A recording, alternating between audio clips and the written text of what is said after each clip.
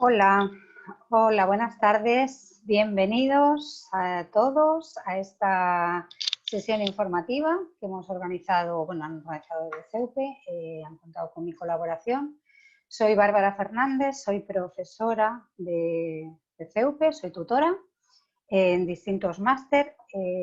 Fundamentalmente lo que yo llevo es el tema de la protección de los datos, comercio electrónico y el derecho de los consumidores y usuarios.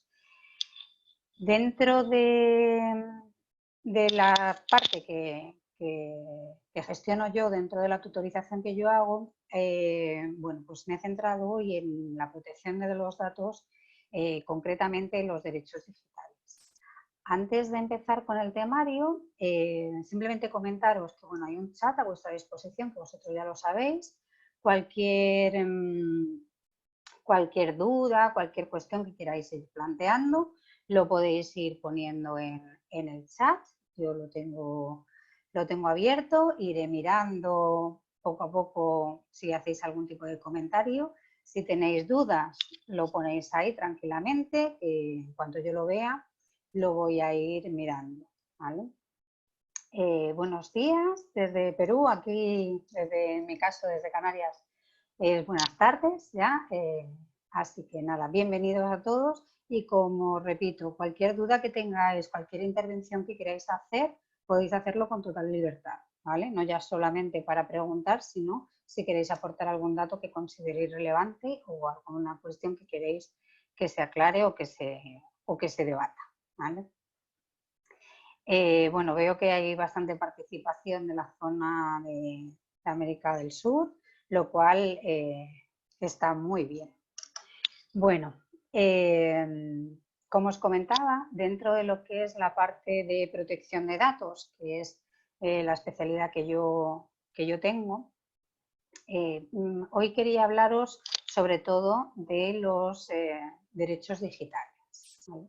Son una serie de derechos que se han establecido con la nueva normativa de protección de datos en España, si bien es cierto que son derechos que ya venían en una parte recogidos en distintas directivas europeas, ¿vale? Seguramente, o a lo mejor será el caso, como estoy viendo que tenemos asistentes de lo que os comentaba de Sudamérica, de Perú, de Bolivia y demás, sí que me gustaría saber en esta charla que os voy a dar yo, si alguno de estos derechos, alguna de estas cuestiones que yo os voy a plantear, si allí efectivamente tienen implementación, tienen desarrollo o todavía está un poco por dilucidarse estas cuestiones. Sí sé que hay bastantes países que están empezando a desarrollar bastante la protección de datos de carácter personal. Muchos de ellos utilizan como modelo, en este caso, la normativa española y por ende la europea. Y sé que lo estáis, en vuestros países se está desarrollando este tema de manera bastante ágil. Entonces, lo que es la cuestión de los derechos digitales, que es lo que os quiero hablar hoy, como os venía comentando, no es una cuestión nueva que haya surgido con la nueva ley de protección de datos que se ha promulgado en España en diciembre del 2018. Son cosas que estaban un poco difuminadas en distintas normativas y en distintas legislaciones, tanto a nivel europeo como a nivel nacional, ¿vale? Pero sí que es cierto que a lo mejor alguno de estos derechos ha tenido una repercusión bastante importante y sí que ha resultado bastante novedoso, como pueden ser los derechos de la parte relativa al ámbito laboral, ¿vale? Luego ya entraremos en materia, porque además sé que es un tema que en la mayoría de los casos interesa bastante, ¿vale? Bueno, os he hecho aquí un pequeño índice de todos los derechos que tenemos los usuarios, cualquier persona, ¿no? En protección de datos tenemos una serie de derechos que tenemos la potestad de ejercer en cualquier momento y que tenemos la obligación, además, yo siempre lo digo, que no solamente son derechos en etéreo, sino que también deben de ser derechos con practicidad, es decir, que debemos aplicar y solicitar el ejercicio cuando corresponda, ¿vale? Os he hecho el listado de todos los nuevos derechos que regula, como os comentaba, la normativa española de protección de datos. A mí me gusta dividirlos en 2 o 3 apartados o subapartados, porque hay algunos que creo que están englobados dentro de la misma dinámica y otros que están interrelacionados. Entonces, todo lo que es la parte de la primera parte, digamos, de los derechos, donde entramos, pues el tema de la neutralidad, de la seguridad, lo que es el acceso universal. Para mí son derechos, como os comentaba, un poco etéreos, un poco que están ahí, que quedan muy bonitos en el papel, pero que luego efectivamente hay que obligar a que eso se cumpla. Y luego tendríamos un segundo bloque también, que yo lo englobo todo en el mismo, que es el tema de la educación digital, ¿vale? Educación digital que no solamente tiene que ser para usuarios de la era digital, sino que también tiene que ser para menores, para padres, para profesores, para toda la gente que tenga que ponerse al día, o sea, ser todos con las nuevas tecnologías, y que aquí sí que metemos a la parte de los menores, ¿vale? Los menores hay que tenerlos muy, muy en cuenta porque son menores que nacen ya con una serie de habilidades digitales que a lo mejor los de mi edad pues no teníamos, ¿no? Que tenemos que ir adquiriendo y ellos enseguida lo cogen.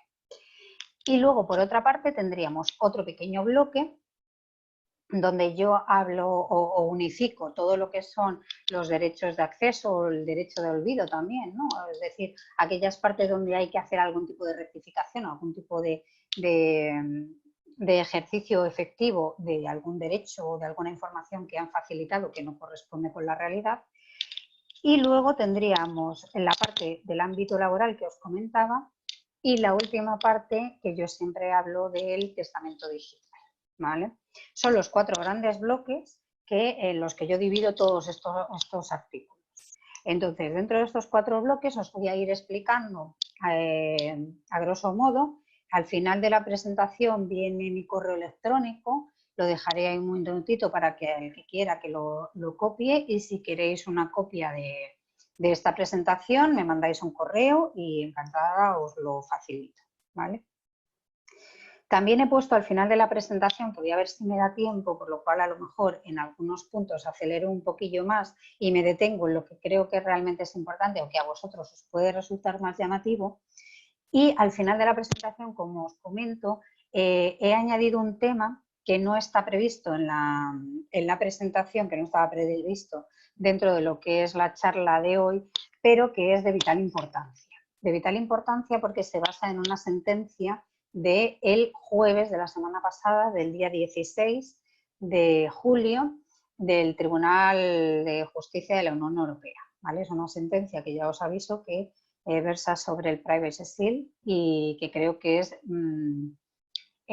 bueno, luego os comentaré, pero tiene muchísima repercusión y que cualquier persona, cualquier operador internacional o no internacional, sí, internacional, porque ya todo el mundo es operadores internacionales, a no ser que te circunscribas a tu círculo más pequeño, está afectado por esta sentencia, ¿vale?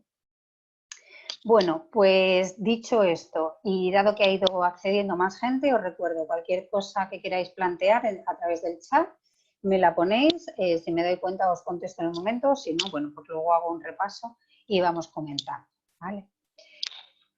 Bien, como os comentaba, ¿qué ocurre con todo lo que son los derechos digitales?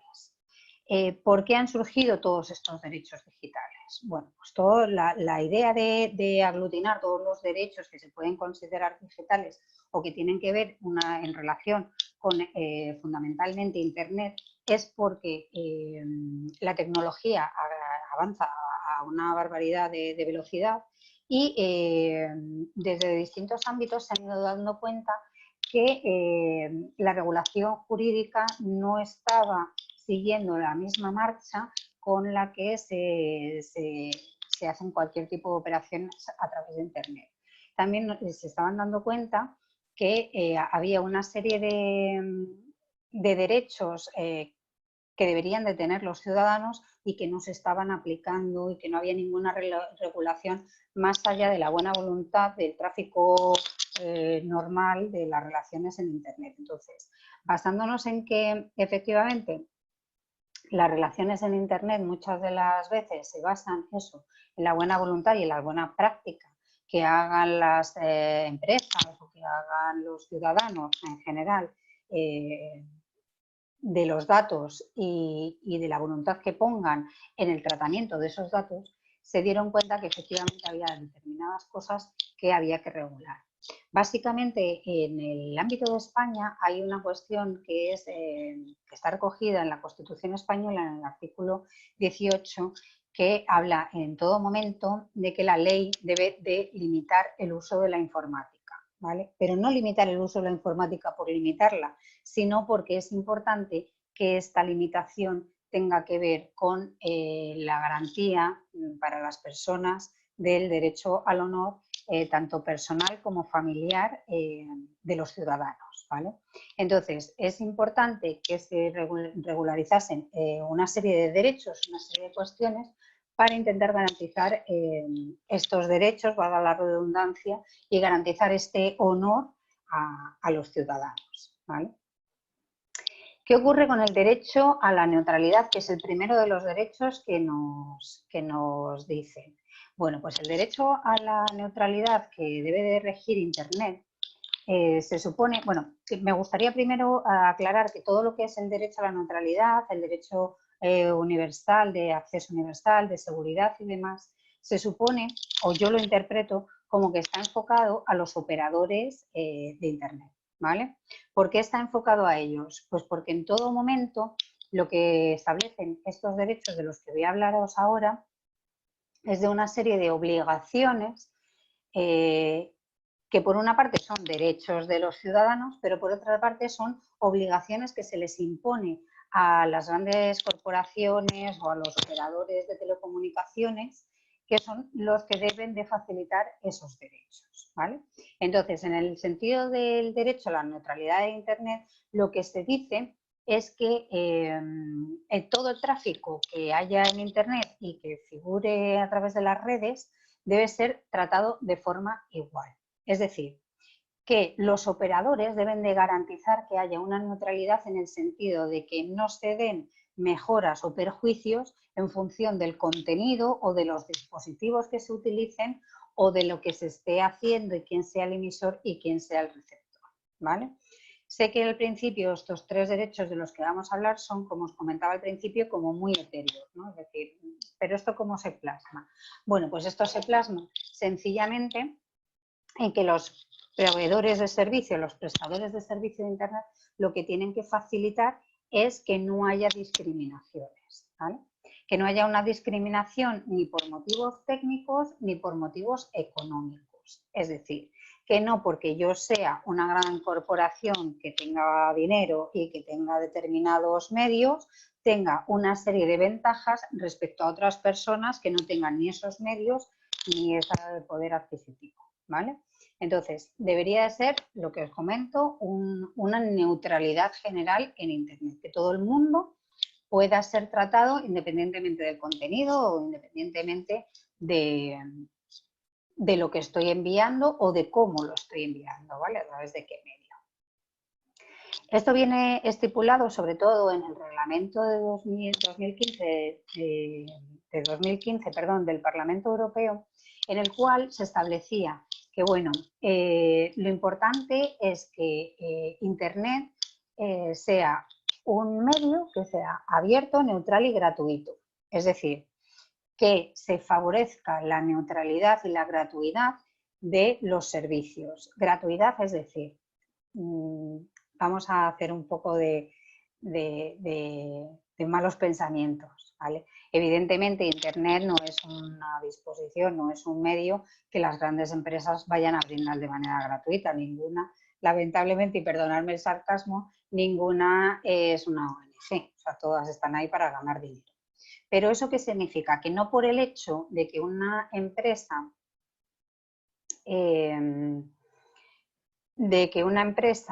tenga más o menos recursos, a ella se le faciliten o se le obliguen a una serie de costes que a otros no, ¿vale? Con eso se refiere con el tema de que sea gratuito entre comillas. Esto tiene un coste y se paga, pero eso no significa que haya que incrementar según el poder adquisitivo de unos o de otros. ¿vale? Bueno, bienvenidos a los que han tenido problemas, espero que se les haya solventado y en cualquier cosa comentarlo por aquí que mi compañera os podrá ayudar.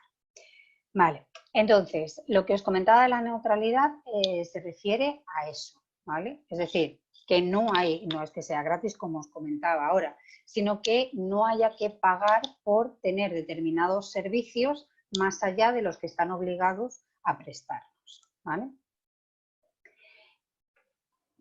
Segundo dato, que tiene que ver con la neutralidad, que es el acceso universal. Es decir, se supone con este derecho que lo que se pretende es garantizar que todas las corporaciones locales, todos los gobiernos, todos los alcaldes, todos los pequeños municipios y cualquier ámbito dentro de cualquier país tenga un acceso a Internet, ¿vale? Es decir, que sea un acceso abierto, universal y que sea asequible, porque claro, a mí no me vale de nada tener conexión a Internet si me están cobrando un precio desorbitado que no lo puedo pagar, ¿vale? En este sentido, por ejemplo, sí que comentaros que España fue uno de los primeros países que mencionó aquello del servicio universal en la ley de las telecomunicaciones que se desarrolló aquí, ¿no? Entonces, ¿qué es lo que se reconoce en este derecho? Pues que se le reconoce a cualquier persona, simplemente por el hecho de ser persona, tener acceso a Internet, ¿vale? ¿Esto qué ocurre? Pues que no se pueden hacer discriminaciones ni por la condición económica, ni por la condición social, ni por el lugar de residencia, sino que se supone que el Estado está obligado a garantizar a los ciudadanos y a su vez obligado a obligar a los intermediarios a facilitar estos medios, ¿vale? Todo es muy etéreo, porque claro, ¿cómo le dices tú a una empresa de telecomunicaciones que tiene que hacer una inversión millonaria en llevar un cable o una banda ancha o una fibra óptica a un pueblo que está remoto en alguna parte? Bueno, pues esto más o menos se viene solventando, que no se solventa obviamente, pero lo que sí que se hace es, por lo menos en España, ya os digo que si en cualquier país de los que estáis conectados tenéis otro método o os hacen alguna cosa similar, encantada de que lo compartáis con nosotros. Aquí, ¿qué es lo que hacen? Bueno, pues lo que se hace son puntos de acceso gratuitos a los ciudadanos en aquellas pedanías, en aquellos pueblos, en aquellas aldeas o poblaciones pequeñas donde sea muy costoso llevar lo que es un cableado o llevar unas grandes instalaciones. Los ayuntamientos, que son los que rigen ese pueblo, lo que hacen son poner puntos de acceso gratuitos para sus usuarios, ¿vale? Para sus ciudadanos. Con esto, ¿qué es lo que se hace? Bueno, pues intentar facilitar este derecho al acceso universal a Internet. Es cierto que es muy complicado porque obviamente es lo que estamos hablando, ¿vale? Que hay sitios a donde llegar materialmente es complicado, pero se supone que los ciudadanos tenemos este derecho y las administraciones públicas tienen la obligación de ayudarnos a poderlo ejercer, ¿vale? Es una de las vías, como os comento, que se está implantando aquí en España, que es puntos de acceso pues en ayuntamientos, en algunos sitios, para que la gente pueda conectarse a Internet o que pueda ir a algún sitio, a la biblioteca o en algún ayuntamiento, en algún sitio que tengan las administraciones que rigen ese pueblo o esa aldea a poderse conectar, ¿vale? Es decir, que se tiene que tener un acceso a todo el mundo, independientemente de que sean personas con discapacidades o que no tengas medios o que no tengan la economía o que no tengan la posibilidad física de tenerlo, ¿vale? Bien, como os comentaba, estos dos principios yo siempre los considero eso, como un poco, bueno, pues sí, están ahí, pero realmente luego llevarlos a la práctica es bastante complicado. ¿Qué es lo que sí se puede empezar a hacer y que sí que puede tener una cuestión práctica de base? Es, por ejemplo, el derecho a la seguridad digital, ¿vale? ¿Qué es lo que rige la seguridad digital? Bueno, pues lo que rige la seguridad digital es el hecho de saber que las comunicaciones que yo voy a hacer a través de Internet van a llegar tal y como son, ¿vale? Es decir, que estas comunicaciones que yo hago a través de Internet van a mantener en todo caso la confidencialidad, la disponibilidad y la integridad. ¿Esto qué es? Bueno, pues que se van a mantener y que se van a trasladar de una manera segura y confidencial.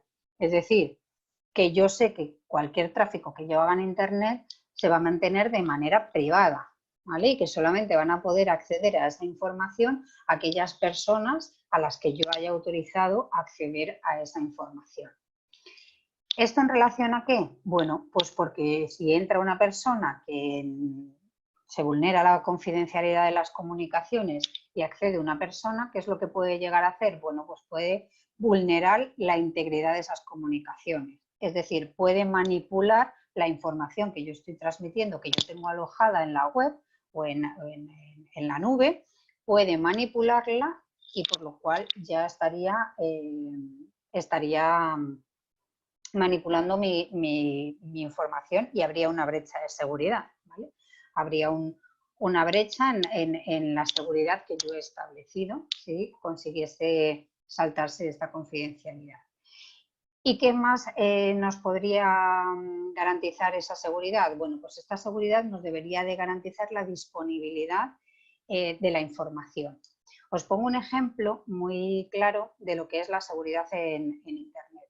Si, por ejemplo, muchos de vosotros o algunos de vosotros utilizaréis, por ejemplo, un servidor en la nube, ¿vale? Donde alojaréis toda la información que tengáis, bien sea de empresa, bien sea personal, de lo que se trate. Vale. Si, por ejemplo, hay una brecha de seguridad se le llama a cualquier quiebra, cualquier rotura, cualquier tipo de acceso a la información donde se ponga en riesgo la seguridad de la información que se está manejando. Si, por ejemplo, yo tengo mi información en la nube y en esa nube hay un hackeo, ¿vale? Y acceden a mi información, pues evidentemente se estaría vulnerando la confidencialidad de la información. Esa información estaría perjudicando su integridad porque cualquiera podría manipularla y además si yo tratase de acceder a ella, pues seguramente que no estaría disponible porque si la han hackeado y se han llevado la información, yo no la tendría disponible. ¿Qué es lo que se trata? Se trata de que cualquier operador que trabaje en Internet tiene que asegurar y garantizar a los ciudadanos, a los usuarios, una seguridad digital. Es decir, tiene que intentar poner todos los medios posibles para evitar cualquier tipo de brecha de seguridad o para evitar cualquier quiebra de la información, ¿vale? Esto es en lo que se regula con este derecho. Os he dejado ahí puesto un link, un enlace, donde se establece la Agencia Española de Protección de Datos facilita una guía para las medidas de privacidad y de seguridad que debemos de adoptar, ¿vale? Si la veis es bastante amena dentro de lo que es una guía y tiene bastantes cuestiones que se tienen que tener siempre en cuenta a la hora de la seguridad. Evidentemente la seguridad es algo etéreo, pero si nosotros no participamos poniendo medidas de seguridad no servirá de nada. Yo puedo tener derecho a una seguridad, pero también estoy obligado a establecer las medidas de seguridad adecuadas para que esa seguridad no se vea truncada. Por ejemplo, lo que os comentaba antes, si yo tengo toda mi información en una nube, pero resulta que yo no pongo claves para entrar en esa información, pues evidentemente no estoy siendo partícipe de la seguridad. Entonces, siempre hay que tener claras una serie de cosas, porque igual que somos personas que podemos solicitar y ejercer derechos, también somos obligados en protección de datos, ¿vale? Yo tengo que, para poder reclamar, tengo que poder haber hecho alguna actuación previa. Para mí, el derecho a la seguridad siempre está relacionado con el derecho a la educación, ¿vale? Si yo no tengo una educación digital, si yo no me formo, si yo no sé de lo que estoy hablando, no puedo poner aquellos medios necesarios para mantener la seguridad de la información, ¿vale? Entonces, La parte de educación digital hay que enfocarla siempre desde 3 puntos de vista. Por una parte estaría lo que es la educación del usuario como tal, ¿vale? Es decir, yo me tengo que formar y saber qué medidas de seguridad hay, qué medios puedo utilizar, qué programas existen, en fin, buscar un poco de información y de conocimiento. Pero además esto también está vinculado con, por ejemplo, los menores, ¿vale? Cuando, bueno, no sé si os ha pasado en vuestros países, pero aquí en España, con todo esto del coronavirus, pues evidentemente ha habido un bloqueo de las instituciones, ha habido un bloqueo, bueno, un bloqueo social, perdonadme, pero ha habido un bloqueo social, hemos estado confinados durante 2 meses en nuestros domicilios.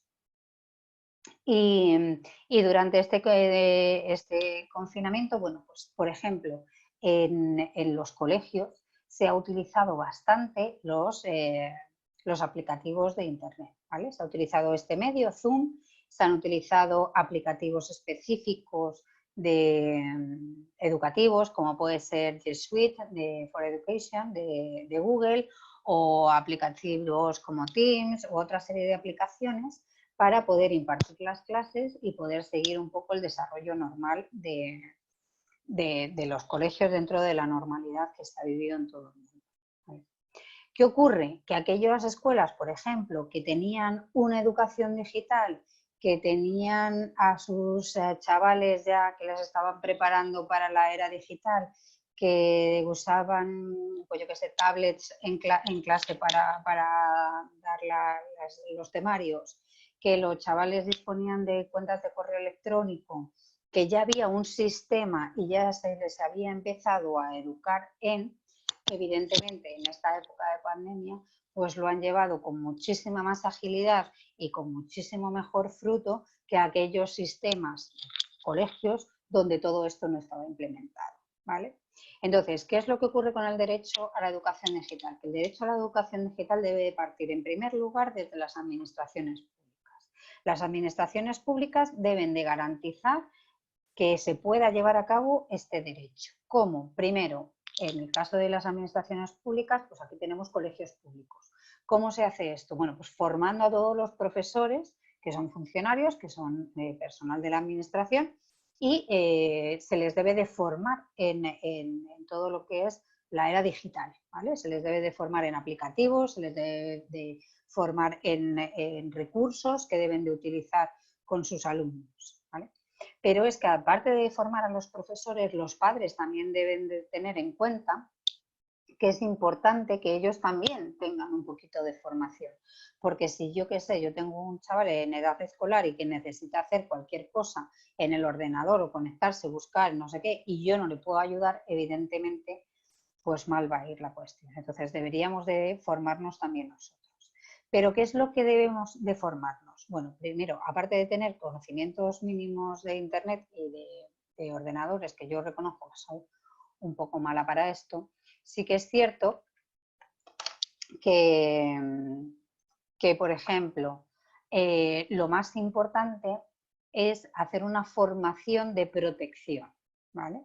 Es decir, si siguiendo el mismo ejemplo que os estoy poniendo de los chicos en los colegios, si en los colegios tú le das a un chaval la potestad de, yo qué sé, de tener una tableta en clase, ¿vale? Porque vas a hacer un tema y para ello pues, manejan las tablets.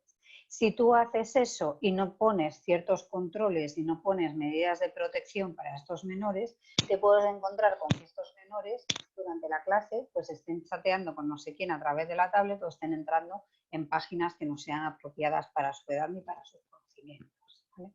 Entonces siempre hay que tener la relación entre la educación en Internet, la educación digital, vinculada siempre a lo que es la protección de los menores en Internet, ¿vale?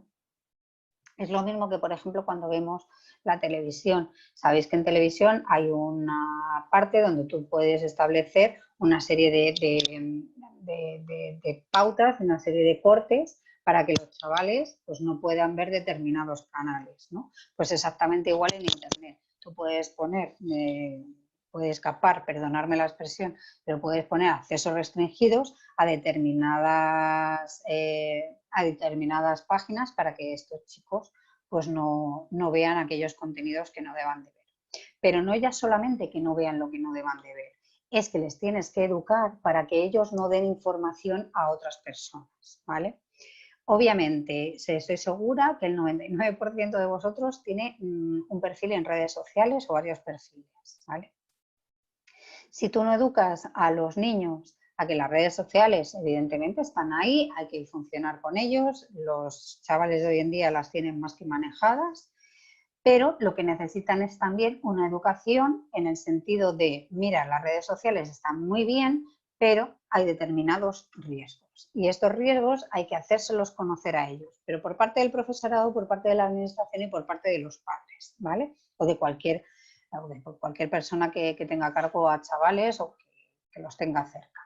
Hay que enseñarles a que evidentemente deben de tener una serie de medidas de autoprotección para no ser objeto de acciones, digamos, ilícitas o que no ser objeto de determinadas cuestiones. Hay muchísimos casos, lamentablemente, de lo que se llama el bullying, de ciberacoso, ¿vale? Que son acosos a través de las redes sociales y a través de los perfiles. Entonces, siempre hay que educar a estos chavales para que Internet está muy bien, pero siempre con medidas de precaución. No des información a quien no se la tengas que dar, no hagas comentarios que no debas de hacer, ¿vale? Siempre con lo que son la educación. Los que somos padres, bueno, pues tenemos que extrapolar la educación personal y del cara a cara también ahora con este otro tipo de informaciones, ¿vale? Respecto al tema del consentimiento, os quería aclarar porque evidentemente cuando una persona se crea una cuenta en una red social, se supone o se debería de poder facilitar a aquellos que son mayores de 18 años, ¿vale? Pero bueno, hay en algunas redes sociales que esto no es así y lo único que sí que os quiero aclarar es que la edad para prestar el consentimiento por parte de un menor de edad nunca puede ser menores de 14 años. Evidentemente todos hemos sido jóvenes y muchos de ellos, bueno, pues cambian las fechas, hacen el cálculo de qué edad debería de tener, en qué año tengo qué tal, y entonces, bueno, pues acceden a una serie de cosas que no deberían de acceder y que no deberían de poder prestar consentimiento. Por parte de los operadores tienen que tener la obligación, y tienen la obligación, de asegurarse que eso es así. Pero lamentablemente, pues evidentemente, Internet no puedes estar mirando a ver si esta persona tiene la edad que dice que tiene o no. Bueno, eso es un medio en el que te tienes que fiar un poco de determinadas cosas porque las cuestiones probatorias están complicadas, ¿vale? Os he dejado aquí también 3 apuntes que a mí me parecen muy importantes, que una es de la Agencia Española de Protección de Datos, que es la nota técnica de protección de los menores, otro enlace que es a la protección de los menores para que lo tengan en cuenta, una guía para los padres y las madres, que es de INCIBE, que es el Centro de Seguridad Español, y luego una página web que se llama Tú decides en Internet, que es muy recomendable para que lo vean los chavales. Los menores de edad es muy recomendable que entren aquí, echen un poco un vistazo y sepan qué riesgos tienen y qué es lo que pueden hacer, ¿vale? De tal manera que ellos decidan qué información se puede dar o qué es lo que quieren hacer con, bueno, pues con sus perfiles en Internet, ¿vale? Bueno, habríamos visto los 2 primeros bloques, ¿vale? Lo que es los derechos de neutralidad y del acceso, y luego ya la parte que está vinculada a lo que es la educación, la seguridad y sobre todo la protección de los menores. En esta parte que voy a hablaros ahora hay una... Bueno, es una parte, digamos, un poco común, ¿vale? Se mezcla un poco lo que es el derecho de rectificación en Internet con la actualización de las informaciones en los medios de comunicación, incluso también con el derecho al olvido. Entonces, bueno, básicamente comentaros que lo que es el derecho de rectificación en Internet es aquel derecho que tengo de solicitar a una entidad, a una persona o incluso a un medio de comunicación una rectificación cuando la información que esté facilitando no esté actualizada y pueda perjudicarme, ¿vale? Entonces, se supone que los operadores o los responsables de las redes sociales y de los servicios deben de facilitar esta rectificación cuando consideren que las informaciones que se dan, bueno, pues atentan al honor o atentan a la intimidad personal o familiar del interesado, ¿vale? Por ejemplo, ¿en qué casos puede producirse esto? Bueno, pues si, yo qué sé, si se hace un comentario en una red social de una persona y esa persona solicita que se haga la rectificación, evidentemente, a no ser que haya alguna causa de fuerza mayor, como puede ser el derecho a la información, es decir, que sea una noticia contrastada, que sea una noticia veraz, que sea algo realmente candente y que tenga interés público, se debería de poder ejercitar este derecho de rectificación, ¿vale? Es decir, que además de por datos inexactos o que no sean ciertos, se puede solicitar cuando yo note o yo piense como persona interesada que se me está vulnerando el derecho a mi honor, en redes sociales yo puedo ejercer este derecho para que en esa red social se haga esa rectificación, ¿vale? ¿Qué ocurre? Bueno, pues que ya sabemos que está un poco la cosa complicada, porque en redes sociales tienen parte buena y tienen parte mala como todo, ¿no? Las redes sociales evidentemente permiten a cualquiera opinar, que está muy bien, porque hay que opinar y si se tiene un criterio hay que hacerlo público y hay que ser consecuente, pero tiene la desventaja y la ventaja del anonimato. Es decir, muchísima gente se crea redes sociales o perfiles en redes sociales que no corresponden con su realidad, ¿vale? Yo me puedo crear un perfil de un señor mayor de 90 años, que no sé qué, que no sé cuántos, pero evidentemente quedo camuflada porque ahí nadie lo va a verificar, ni hay forma de verificar que yo sea esa persona. Entonces, si yo vierto algún comentario despectivo o que pueda poner el honor de una persona en entredicho o de esa persona o de su ámbito familiar y esa persona me solicita una rectificación, a mí se me debería de obligar a hacer esa rectificación. Como os comento, lamentablemente en redes sociales pues esto es bastante complicado, ¿vale? ¿Dónde es más fácil que esto ocurra? Bueno, pues en medios de comunicación digitales, ¿vale? Si un medio de comunicación digital, con lo que se entiende como un medio de comunicación, ¿vale? O sea, un periódico, una revista, una televisión, lo que es un medio de comunicación, no ya una red social donde yo opino, incluso un blog, sino ya un medio de comunicación emitiese algún tipo de información que no sea veraz, que no se corresponda con la realidad actual de esa persona, esta persona podría solicitar que se rectificase esa información. De tal manera que al lado de la información que se ha puesto equívoca, debería de haber una nota de rectificación donde se pusiesen los datos correctos. ¿Para qué está pensado esta información o este derecho de rectificación en los medios de comunicación?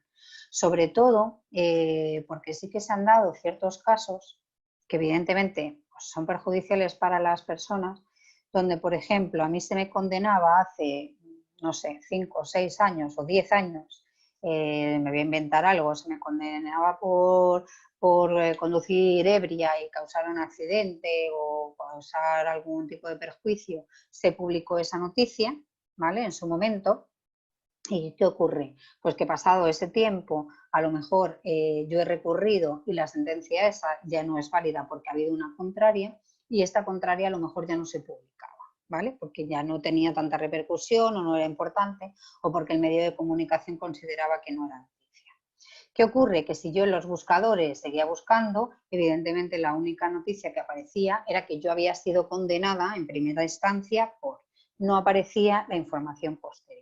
Entonces, con este derecho de rectificación lo que se le dice al medio de comunicación es, oye, mira, esto está bien, lo has publicado, ya es obsoleto, ha habido una sentencia posterior, ha habido una serie de causas una serie de informaciones posteriores y lo que quiero es que hagas una nota de rectificación indicando que esta noticia queda rectificada porque ha habido este otro cambio, ¿vale?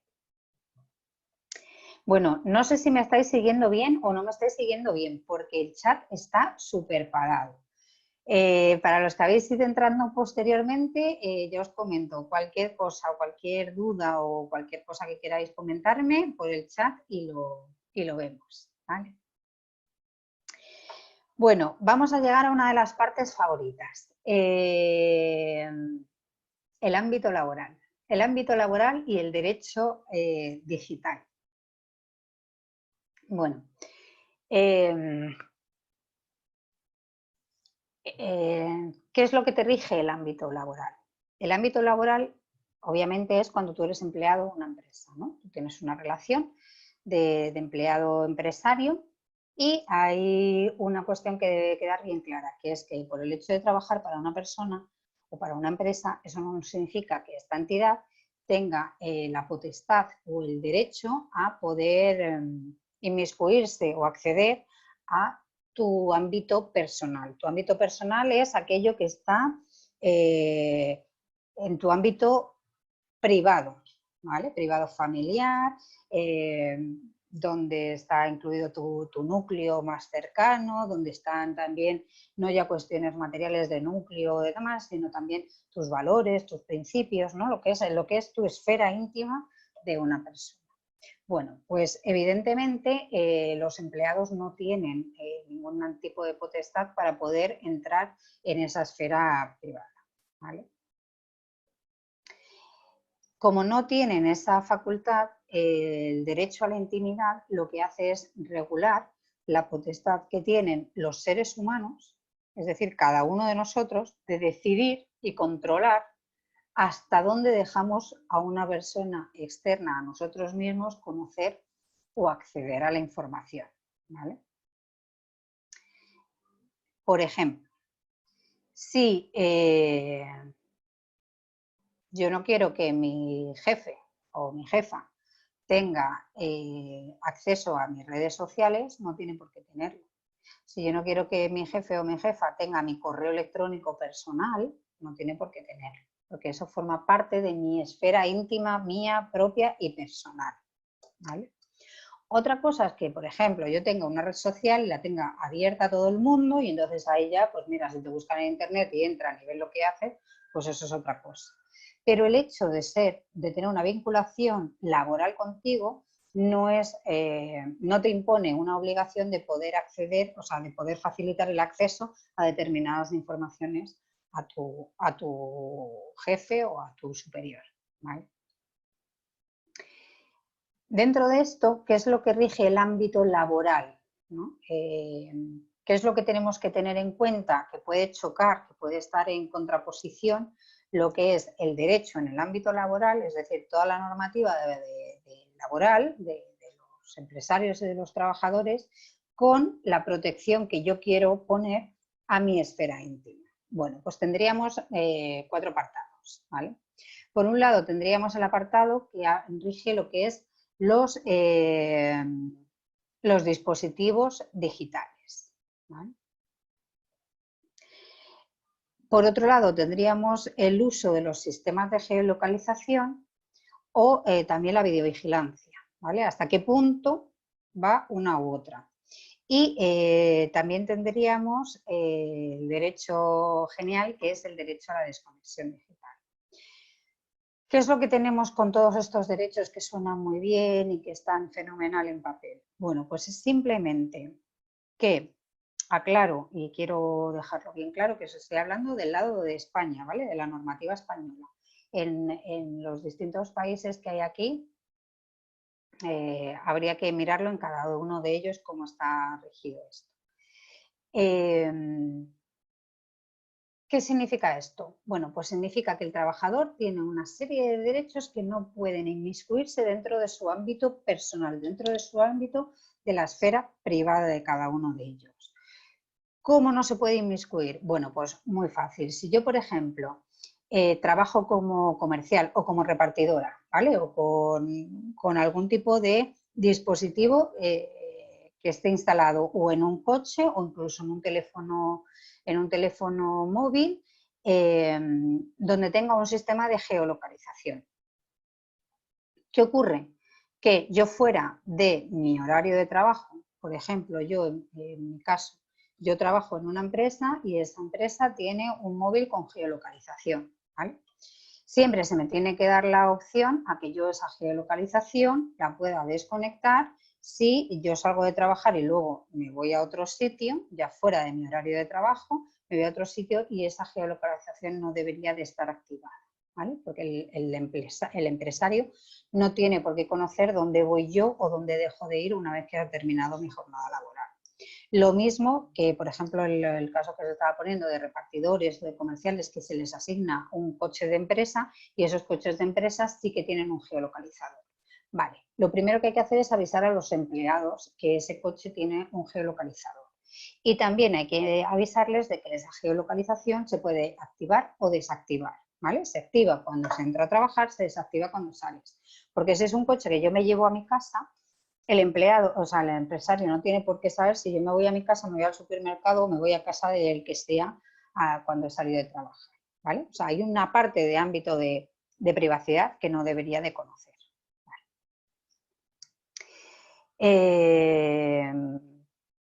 Ahora leo la consulta que hace Deimar y para terminar con este apartado. Vale. ¿Cuándo más habría una vulneración de la intimidad laboral respecto a la potestad empresarial? La potestad empresarial, por ejemplo, en España, en el Estatuto de los Trabajadores, establece que los empresarios podrán poner las medidas de control de los empleados que consideren apropiadas y demás, siempre que sean proporcionales. ¿Cuándo puede llegar a vulnerarse esto o chocar con el derecho a la intimidad en el ámbito laboral? Pues, por ejemplo, con los sistemas de videovigilancia, ¿vale? Los sistemas de videovigilancia pueden chocar en el ámbito de la esfera privada si, por ejemplo, aquí en España está prohibido instalar videocámaras o cámaras de seguridad de videovigilancia. Está prohibido instalarlas tanto en baños como en vestuarios como en zonas de ocio del personal. Zonas de ocio, es decir, que si tú tienes una zona de comedor común, que es de ocio, de asueto, de relajación de los trabajadores, ahí se supone que no deberías de establecer cámaras de seguridad, ¿vale? Y otra forma de vulnerar o de atentar con este derecho a la intimidad en el ámbito laboral sería si además esas cámaras tuviesen la posibilidad de escuchar, ¿vale? De audio. Porque ahí ya sí que no es que te estén viendo lo que estás haciendo, que bueno, que si estás comiendo, pues estás charlando con los compañeros, pues ya está, sino que están oyendo lo que se está diciendo. Y hay veces que, evidentemente, a todos nos pasa que en el momento de asueto de relajo del trabajo, bueno, pues con compañeros puedes tener algunas conversaciones que se tienen que mantener en el ámbito más estricto, personal y privado de cada uno de ellos, ¿vale? Entonces, ¿cómo se corrige esto? Pues como os comentaba, por un lado el empleador tiene esa serie de potestades, pero por otro la norma dice que hay determinadas cosas o determinados límites que debe de seguir, ¿vale? Y luego, el que está genial, pero que realmente no aplica a mucha gente, es el de desconexión digital. Es decir, yo tengo derecho a que cuando termino mi jornada laboral, se termina mi jornada laboral. Yo tengo derecho a que cuando me voy de vacaciones, me voy de vacaciones.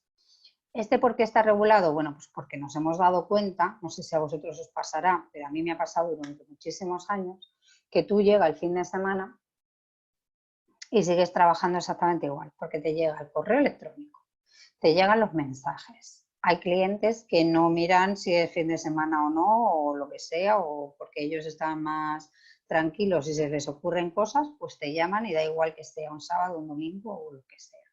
Entonces, ¿qué es lo que te dice este derecho a la desconexión digital? Te está diciendo que yo tengo derecho a eso, a que cuando se acaba mi jornada laboral, se acabó y no se me tiene que molestar.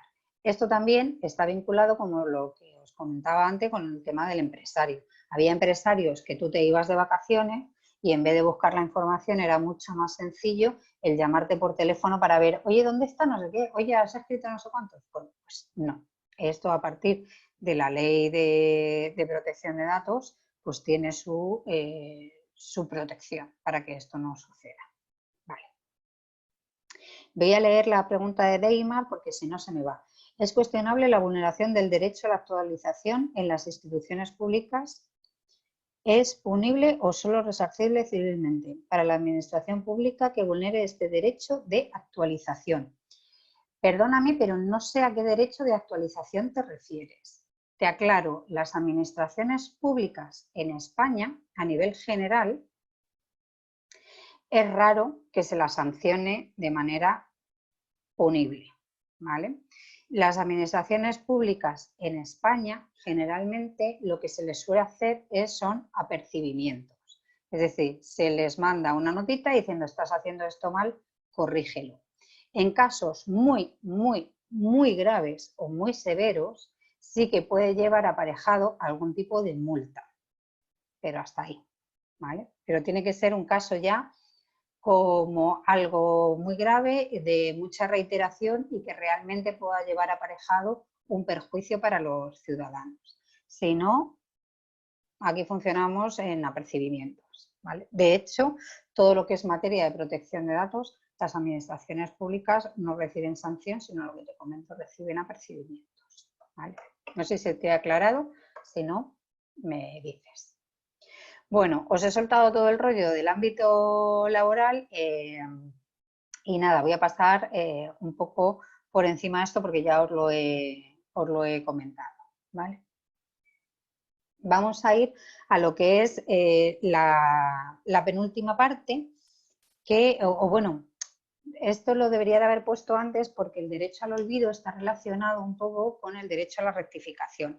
El derecho al olvido viene todo, bueno, pues a través de una sentencia de una persona que reclamó hace ya tiempo diciendo que había información suya obsoleta en Internet y que quería que se eliminase esta información, ¿vale? Lo que estaba haciendo esta persona fue un derecho, lo que se llama un derecho de supresión de información en Internet. Bueno, pues esta solicitud de supresión de derechos en Internet, o sea, de informaciones en Internet, llegó hasta el Tribunal de Justicia de la Unión Europea, ¿vale? Y entonces el Tribunal de Justicia de la Unión Europea dijo que efectivamente el tratamiento de datos que realizan los motores de búsqueda que se deben de también someter a la protección de datos de la Unión Europea, ¿vale? Por lo cual establecía que no solamente se debería de eliminar o de suprimir la información de las páginas en sí, sino de los motores de búsqueda.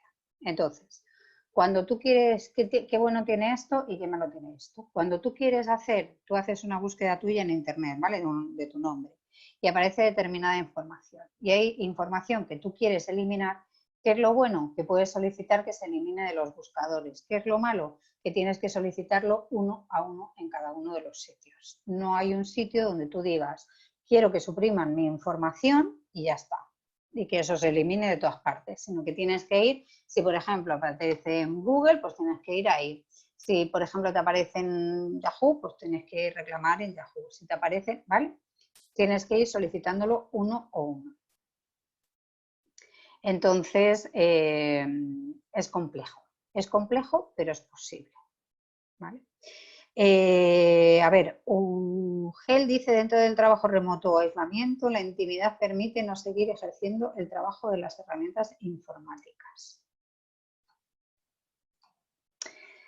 A ver, dentro del trabajo remoto o del aislamiento, yo solamente os voy a comentar una cosa. Yo ahora mismo estoy teletrabajando, ¿vale? Entonces, cuando hagáis teletrabajo, lo que sí que tenéis que tener en cuenta a la hora de que no haya ningún problema con la intimidad vuestra es siempre aseguraros de los entornos, ¿vale? Si veis, yo detrás mío tengo una pared blanca con un cuadro que está ahí colgado, pero no se ve absolutamente ninguna fotografía personal ni informaciones que sean personales y que puedan que puedan dar mayor información de la que yo quiero dar, ¿vale? Entonces, cuando estéis teletrabajando, lo comento porque habéis visto seguro que lo habéis visto en noticias, porque ha pasado mucho en esta época de pandemias, que se teletrabajaba y había gente que aparecía teletrabajando, pues que iba al baño, no se daba cuenta que tenía el micrófono abierto y se veían cosas, o gente que se levantaba y de repente pues no tenía la ropa puesta en la parte de abajo, sino, bueno, pues son despistes que se tienen, ¿vale? Pero quitando estos casos anecdóticos, sí que es cierto que hay que tener cuidado cuando se teletrabaja del entorno y ver que no haya nadie cerca o que no se le pueda oír, que no se le pueda ver, y sobre todo el tema de las cuestiones personales, fotografías, cosas así, pues que no estén, ¿vale?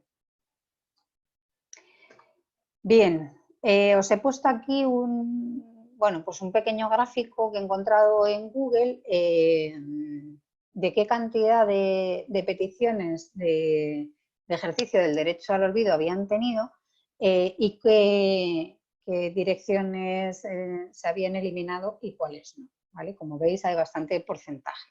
Cuando no se retira una noticia, cuando no se elimina una información, bueno, pues no se elimina cuando se considera que estas informaciones son de interés, ¿vale? para el público, o porque a lo mejor sean relevantes por la persona que está protagonizando esta noticia, ¿vale?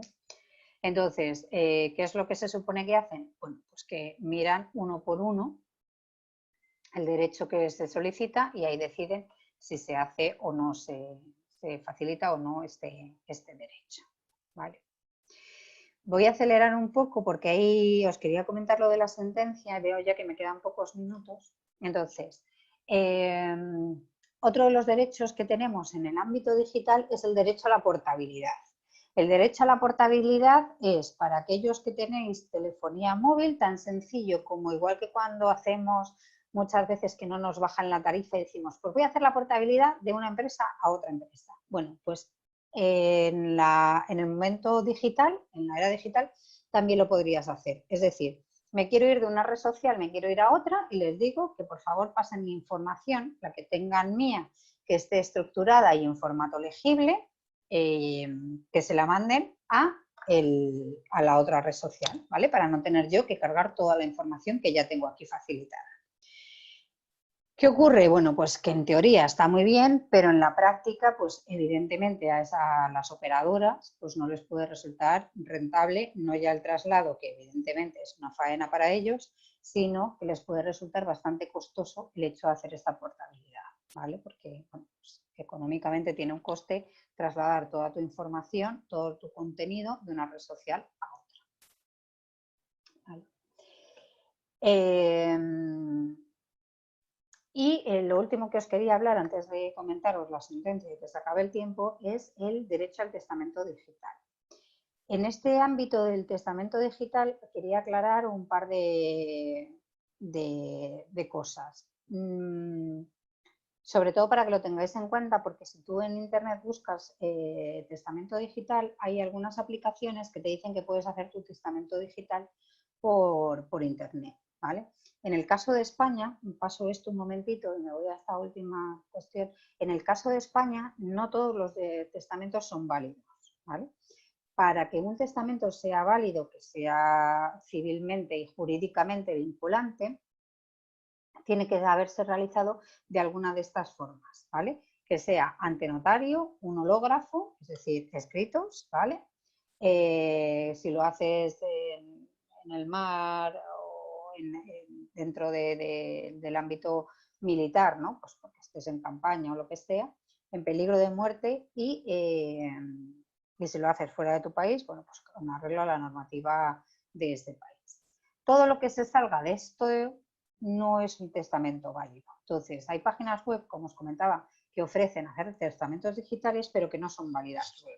No son válidos. O sea, yo luego quiero llevar ese testamento ante un notario y decir que yo he testado X cosas y no serían válidas, ¿vale? Aclarado esto, también os quiero aclarar que hay dos cosas. Uno es la identidad virtual, es decir, la que yo utilizo en las aplicaciones, en las redes sociales, los nicks que se llaman, por ejemplo, y otra es la identidad digital, es decir, lo que es mi información en Internet, ¿vale? La primera sí que la puedo transmitir, la primera la puede utilizar cualquier otra persona, pero la segunda es personalísima, ¿vale? Y cuando yo fallezco, se extingue. ¿Qué ocurre con los testamentos digitales? Pues los testamentos digitales lo que te hacen es que te dan la potestad, ¿no? El derecho este nuevo del testamento digital lo que hace es que te da la potestad de poder elegir qué es lo que pasa, sobre todo con tus redes sociales, con toda tu identidad virtual, qué ocurre cuando tú fallezcas, ¿vale? De tal manera que, por ejemplo, a tus herederos, ¿vale? Bien sean los herederos legítimos, tus hijos, tus padres o quien corresponda, así como los albaceas testamentarios si los tienes designados, decidan qué ocurre con toda esa información. Es decir, qué pasa cuando yo me muera con Facebook, qué pasa con Instagram, qué pasa con todas las redes sociales, ¿no? Bueno, pues yo tengo la potestad de decir qué es lo que ocurre con esto. Les puedo obligar en testamento a que mantengan mis cuentas abiertas y que vayan poniendo ahí pues informaciones o lo que yo considere, ¿vale? Es decir, se le da la potestad a las personas de poder decidir qué ocurre con nuestra información digital cuando nos hemos fallecido, ¿vale? Es un derecho, la verdad es que bastante novedoso, que para mí me parece un poco de carga para los causavientes, pero bueno, en fin, como todo en esta vida, ¿vale? Bien, bueno, hasta aquí todo el tema de los derechos digitales. No sé si os ha producido alguna duda, alguna inquietud o algo que os pueda aclarar. Si es así, bueno, pues me escribís por el chat y os lo comento. Espero que no os haya resultado demasiado pesado. Y lo que sí que os quería comentar, que ya nos pasamos un poquito de la hora, abusando del tiempo de CEUPE, es esta última diapositiva. Es la sentencia que se ha producido el pasado jueves, el día 16, del Tribunal de Justicia de la Unión Europea, ¿vale? En esta sentencia, ¿qué ocurre? Bueno, pues que se anula el privacy shield por el cual se regían las medidas de seguridad entre las relaciones de la Unión Europea con operadores o con empresas de Estados Unidos que manejasen información de los europeos, ¿vale? ¿Qué ocurre con esto? Bueno, pues los alumnos que seáis de mi asignatura, si habéis podido mirar el manual, veréis que hay una parte que son las transferencias internacionales de datos, que es donde se entiende que las empresas que operan o los particulares que, vamos, los autónomos que operan en la Unión Europea, sí hacen transferencias internacionales, es decir, sí sacan la información, sacan los datos de carácter personal fuera de la Unión Europea, solamente lo pueden hacer bajo distintas premisas, ¿vale? Porque se entiende que hay transferencias internacionales. Premisas que son, en principio, bueno, pues que al país de destino reúna una serie de medidas de seguridad adecuadas y similares a los de la Unión Europea. De hecho, bueno, pues hay distintos acuerdos suscritos con entidades tan dispares, o sea, con países tan dispares como Japón, de Uruguay, Suiza, México, ¿vale? Hay distintos países de toda, en Canadá también hay, de distintos. ¿Qué ocurre? Bueno, pues que con Estados Unidos se había firmado este acuerdo de equiparar las medidas de seguridad europeas con las de Estados Unidos. Bueno, pues toda esta sentencia viene porque una persona demandó a Facebook porque entendía que esta empresa no reunía las medidas de seguridad, era un irlandés. Entonces, no reunía las medidas de seguridad adecuadas. ¿Qué ocurre? Que además, ¿qué ha pasado? Bueno, pues que con todas estas informaciones en las cuales se ha quedado muy claro que el gobierno de Estados Unidos no atiene a ningún tipo de legislación ni tiene por qué mantener ni garantizar ninguna medida de seguridad y puede acceder a la información cuando considere, de sus ciudadanos, pues evidentemente esto vulnera en este caso el reglamento de protección de datos europeo. ¿Qué es lo que ha dicho esta sentencia? Bueno, pues esta sentencia lo que te viene a decir es que a partir de este momento y todo lo que venía anteriormente, cualquier transferencia internacional de los datos que se hubiese producido bajo el amparo del seguro del Privacy Shield, pues que quedaba derogado, no servía, ¿vale? Entonces se anula el escudo de privacidad y a partir de este momento hay que buscar otra vía alternativa que legitime estas transferencias de datos, ¿vale? Entonces, en Estados Unidos había muchísimas empresas que se habían adherido a este escudo de privacidad, que ahora se han visto con que eso ya es papel mojado, no les sirve para nada y que tienen que andar buscando otros medios. Creo que es una sentencia que pone en jaque a todo el comercio porque evidentemente el reglamento de protección de datos rige para los europeos, pero rige para las empresas extranjeras que trabajen con europeos y rige con empresas europeas aunque trabajen con extranjeros. Entonces, prácticamente rige a todo el mundo. Por lo cual, el hecho de que con Estados Unidos ya no se pueda operar, pensemos en todo el tema de los alojamientos de los datos, pues es bastante complicado, ¿vale? De hecho, bueno, pues todos los operadores tipo Google, Microsoft y todo van a tener que empezar a trasladar todos sus servidores a países de la Unión Europea o que tengan medidas de seguridad adecuadas, porque evidentemente en Estados Unidos no es posible hacerlo a no ser que entre las partes pues, se busque otra vía de solución, como puede ser el consentimiento expreso de los ciudadanos diciendo yo consiento que Google trate mis datos en Estados Unidos, por ejemplo, y consiento a que el gobierno americano pueda acceder a ellos cuando lo considere oportuno. Es decir, sería la única vía así realmente con enjundia que podríamos buscar o algo parecido.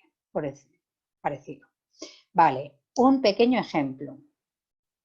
Pues el ejemplo es el que te estoy poniendo, ¿vale? Yo estoy aquí y yo contrato un servidor en nube. Soy un centro educativo y contrato el G Suite for Education. Y G Suite for Education pues tiene sus alojamientos en Estados Unidos porque pertenece a Google. ¿Qué ocurría? Que hasta la fecha Google se había adherido al escudo de privacidad, por lo cual hasta la fecha era una transferencia internacional, pero estaba amparada porque estaba adherida a ese escudo y se supone que garantizaba una serie de medidas de seguridad equiparables a las que se exigen en Europa por el Reglamento Europeo de Protección de Datos. ¿Qué ocurre con esta sentencia? Bueno, pues que eso ya no es válido. Entonces, ¿qué es lo que tiene que hacer Google for Education? Pues ha sido bastante rápido, ya os aviso, y en su política de privacidad tú te metes y te pone si quieres alojar tus datos, te avisa que si eres un miembro de la Unión Europea o residente de la Unión Europea o trabajas con datos de europeos, que elijas dónde quieres alojar tus datos. Entonces te da una opción que es en Estados Unidos o en Europa. Vale. Hasta la fecha podías seleccionar cualquiera de las dos. A partir de esta sentencia, o los alojas en Europa o todo lo que hagas alojado en Estados Unidos es ilegal, porque estás incumpliendo las normas de seguridad y las medidas de seguridad que exige el Reglamento de Protección de Datos. No sé si haya quedado claro con este ejemplo, ¿vale? Es decir, a partir de ahora tenéis que tener en cuenta que cuando operéis en Europa o ya os digo que tengáis algún tipo de relación con Europa, todo lo que antes estaba amparado por alojamientos o sobre todo por alojamientos, que es lo que más había, por el escudo de privacidad, a partir del 16 de julio ya no es legal. Así que tendríamos que buscar otras vías de resolución, como os digo, como puede ser el consentimiento de todos. Bueno, pues hasta aquí la charla de hoy. Espero que os haya gustado, os haya resultado entretenida y enriquecedora. Os pongo ahí mi correo. Quien quiera una copia de la presentación, pues nada, que me la pida y yo os la hago llegar. Y nada, daros las gracias a todos por asistir y igual cualquier duda que tengáis también lo podéis mandar por correo. Así que nada, muchas gracias. Un placer estar con vosotros hoy. Hasta luego.